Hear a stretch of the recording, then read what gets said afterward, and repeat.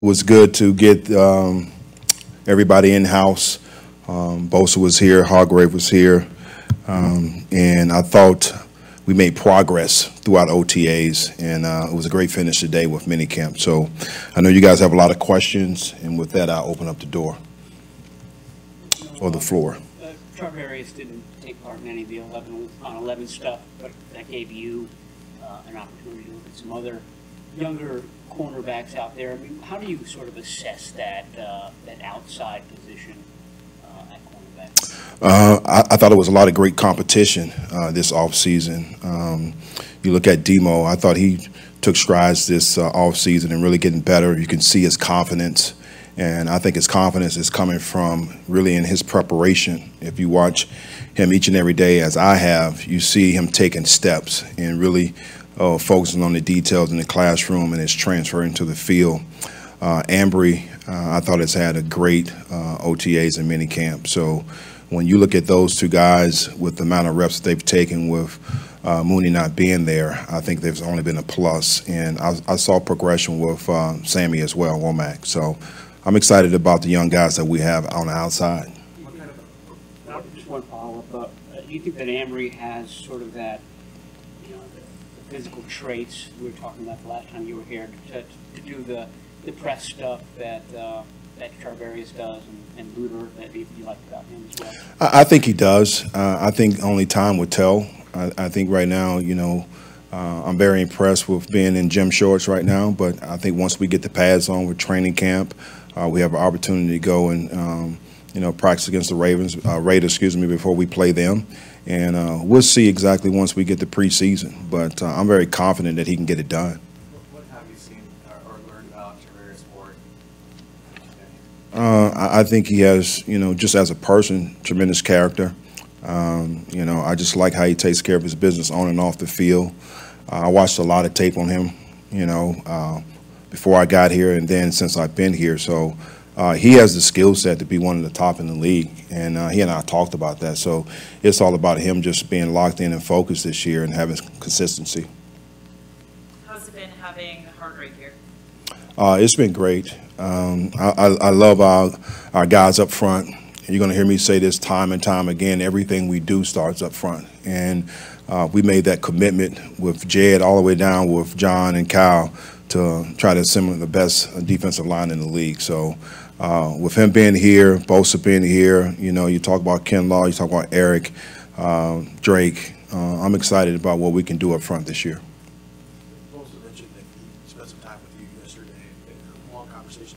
When you have those conversations with a player of his caliber, how much is there give and take of you kind of trying to find out what he likes, positions he likes to be put in, things like that? Well, I think really what I was doing, I think I told you guys this from day one, I'm about relationships. So it was more about trying to learn him as a person. And I think as you get to learn him as a person, then now you get a feel for the player. And then you can put him in position. And, you know, one of the things we talked about is just his commitment to this game and him still trying to get better, Defensive Player of the Year, and, you know, can I take the next step? Can I do it again, you know? And he has that focus and determination. So I just love coaching guys like that, you know, it's not about my status. It's definitely not about, you know, the money. He's committed to trying to be one of the best. Status update on Jair Brown. As a rookie, you had a fond appreciation for him. How has he done so far in just a few weeks? I think he's done well. He's had an opportunity with Gibson being here to be able to learn from a veteran guy, and they do a great job communicating and talking. And Gib is one of the older guys in the room, and I think he does a good job trying to relay things from a coach's perspective. So he's helped Jair out tremendously, and his skill set, I told you from day one, I was excited about that, and I've seen him make, you know, strides, and his ability to make plays on the ball from the post is tremendous. He covers a lot of ground. Yeah, on the practice field, you're communicating with like a DB almost after every play.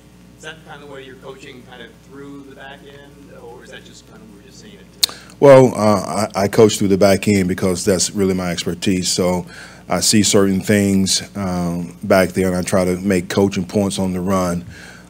Just to try to get those guys to self-correct themselves, because there's times, of course, during the game you can't get to them. So you just want them to be able to think about what's just happened and then hit the reset button and get ready for the next play.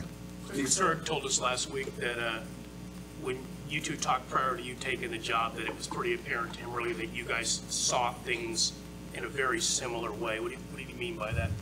Well, I think, you go against these guys, you see them on tape, you got the crossover film and those kind of things, and sometimes you really don't understand the teaching behind it, okay? The wide nines and those kind of things, what we may be doing up front. But once I was able to get here and understand how detailed he coaches everything, it fits into my philosophy and the things that I believe in. So we're on the same page. As a defensive guy and, running things from the back to the front, I emphasize every meeting pointing out things up front just to let those guys understand and know that it's just not lip service. Everything we do starts up front, and I want those guys to understand that. Steve, you probably watched last year's defense with D'Amico. How is the back end, do you think, going to look different to us this year from what D'Amico? Well, number one, I hope we one of our goals, we talked about trying to lead the league in the least explosive plays. I think we gave up too many last year. So hopefully you don't see that, The fastest and quickest way to win a game is through the air. So as great as those guys may be playing up front, we got to make sure we secure things on the back end. So we don't want to give up explosive plays. That's number one. And two, we got to make more plays on the football, interceptions, and then find a way to get in the end zone with those. As you just met Bosa, but I'm sure you got a sense of, what you just said, this commitment, competitive greatness, everything. What other players popped to mind that you coached that are kind of in that?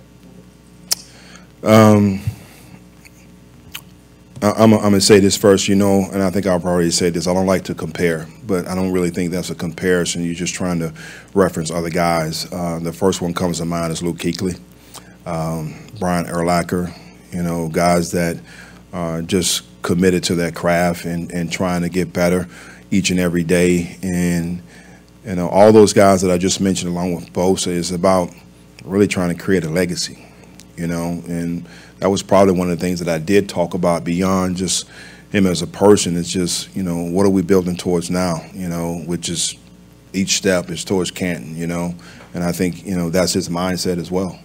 But, you got to stay in the moment each and every day, be where your feet are, and take it as it comes. But ultimately, that's his goal.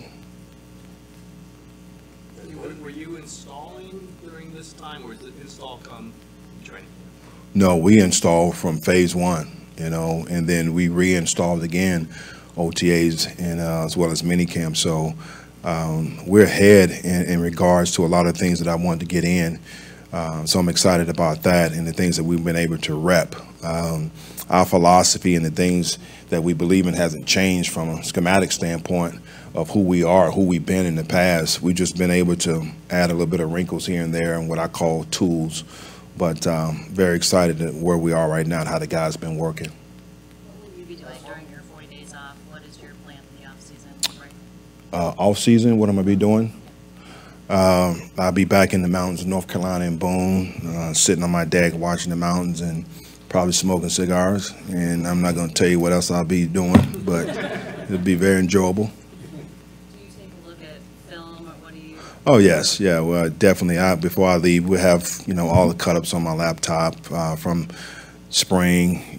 Trying to go back and figure out how we can improve from there. And you always try to get a jump on your first two opponents. So that'll be things you'll be working on. You're never really on vacation. How much of last season do you look at? Do you look at everything, or do you look at certain things that you pick up on? I think you got to go back and look at just certain things, particularly with us being able to, well, not being able, we're playing the AFC North, right? So I had an opportunity to play that division last year. I played this division last year as well. So I would go back and look at our games, right, that we played against them, just to be able to see certain things and try to get some, some key tendencies from there. Thank you, guys. Hey, appreciate you guys. Enjoy your vacation as well.